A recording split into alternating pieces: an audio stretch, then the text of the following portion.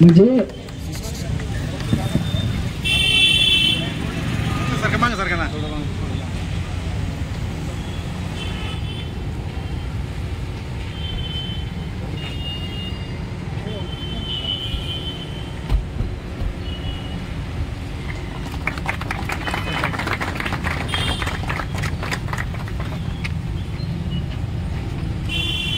आणि हे शंकर दुर्गादास आधीच वीक आहे, आजचा 5वा दिवस आहे.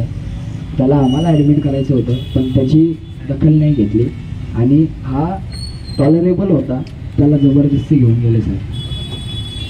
आणि याच्यात आपण दखल द्यावी साहेब. आपल्याकडं पालकमंत्री म्हणून तो अधिकार इथला आहे.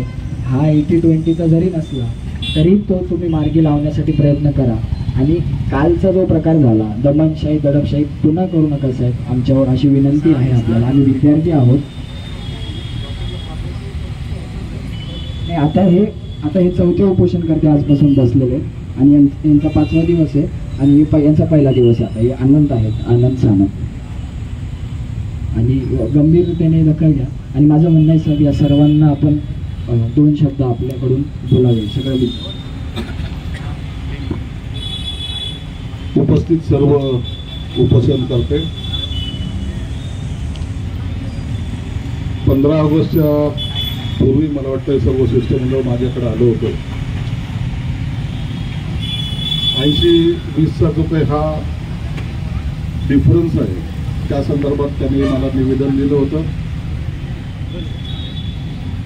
आम्हाला आमच्या हक्काचं द्या आणि पात्रतेनुसार द्या. आम्ही आमच्या गुणवत्ते आधारे हे सर्व मागतोय असं त्यांचं सर्वांचं मत होतं. त्यांनी ज्या गोष्टी मला सांगितल्या त्यामध्ये मुंबईला जे काय उपोषण किंवा आंदोलन झालं त्याच्यानंतर फक्त सेक्रेटरीची भेट झाली. सेक्रेटरीने त्यांना काहीतरी उडवाउडीचे उत्तर दिले असं त्यांचं म्हणणं आहे.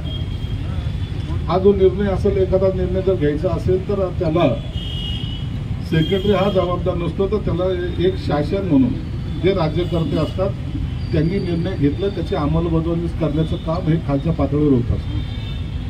म्हणून मी त्यांना सुद्धा सांगितलं की तुमचं हे जे आंदोलन आहे हे या जिल्ह्यापुरतं मर्यादित नाही, हे महाराष्ट्रामध्ये सगळीकडे हे आंदोलन चालू आहे. आणि या आंदोलनाचा खऱ्या अर्थानं पाठपुरावा करायचा असेल तर तो मुख्यमंत्र्यापर्यंत हे विषय जाऊनच होईल याबद्दल शंका नाही. आता मी जरी असलो पालण्याचा अधिकार मला काही नाही. मी माझं फक्त तुमचं निवेदन पोस्टमन म्हणून मी त्याच्यापर्यंत पोहोचू शकतो.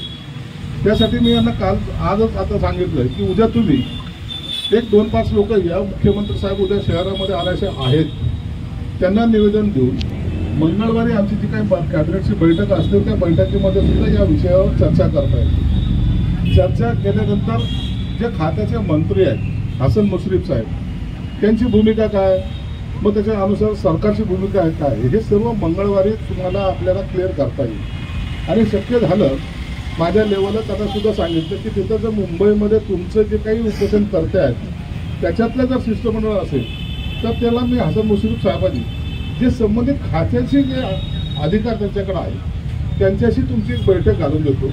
ते बैठक घालून देण्याचं काम निश्चित मी करू शकतो. म्हणून उद्या मला वाटतं तू उद्या येऊन एक निवेदन आपण CMकडे देऊ आणि मंगळवारी या संदर्भामध्ये सुद्धा हसन मुश्रीफ साहेबाच्या चेंबरला एक बैठक आयोजित करू.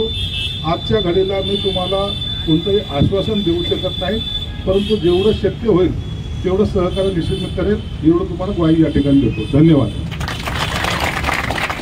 जरूर तोडगा काढावा साहेब. आणि या म्हणजे 4 ते 5 लाख मेल नर्सेस जे दर याच्यात होतात साहेब, त्यांच्या सगळ्या भविष्याचा हा प्रश्न आहे. तो तेवढा जिव्हाळी करून मार्गी लावा साहेब, एवढीच विनंती आहे. आणि आपल्या शिष्टमंडळाला त्यांनी वेळ दिला आणि इथं आले त्याबद्दल मी त्यांचे